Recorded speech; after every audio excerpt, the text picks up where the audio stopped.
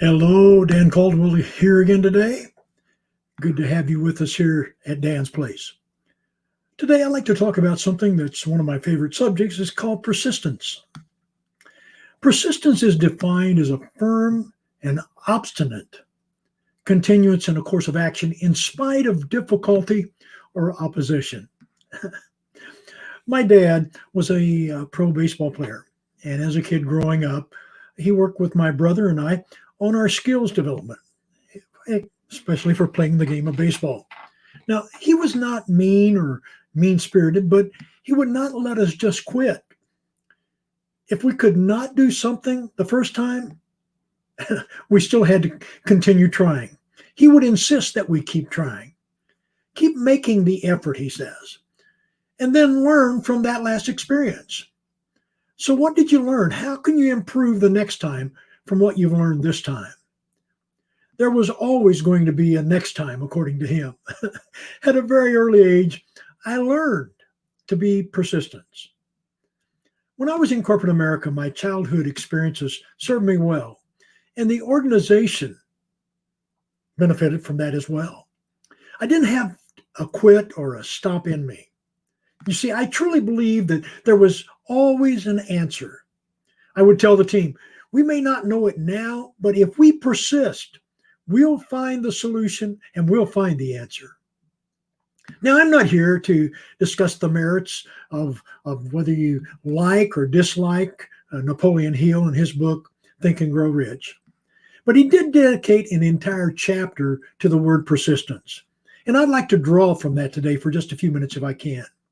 He suggested that your paradigms will shift, especially when you constantly feed your mind with repetitive information. And I believe that's true. I believe that's spot on for all of us. He went ahead to describe the 4 steps that lead to the habit of persistence. And let me just take a few minutes and share those with you. Number 1, a definite purpose backed by a burning desire for its fulfillment.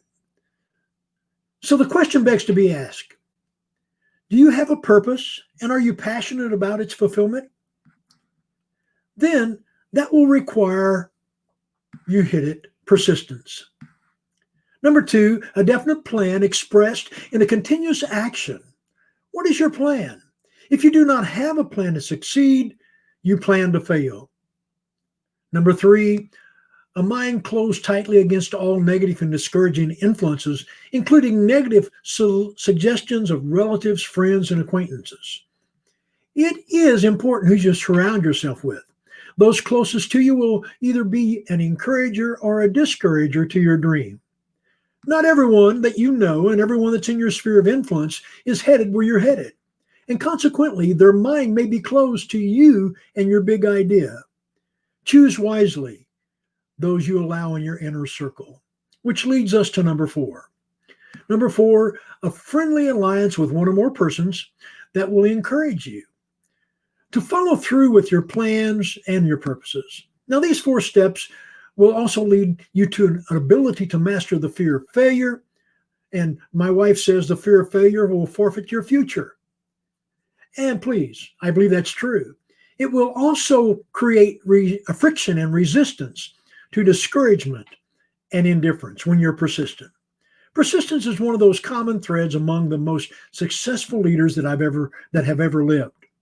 So begin to make it a part of your daily practice and your daily routine. I want to end with number 5 here. As a person of faith, I believe if you persistently read your Bible and study and do a daily devotion, that you will begin to grow spiritually. And it will become a part of your lifestyle and your life stance and a worldview. Not only that, but it will cause you to begin to grow, and fear and failure and those negative words that begin to surface in our lives will begin to dissipate and go away, because you'll consistently understand, when you're persistent, that God is in control of all of it. Until the next time, this is Dan Caldwell saying, God bless and keep that fire burning.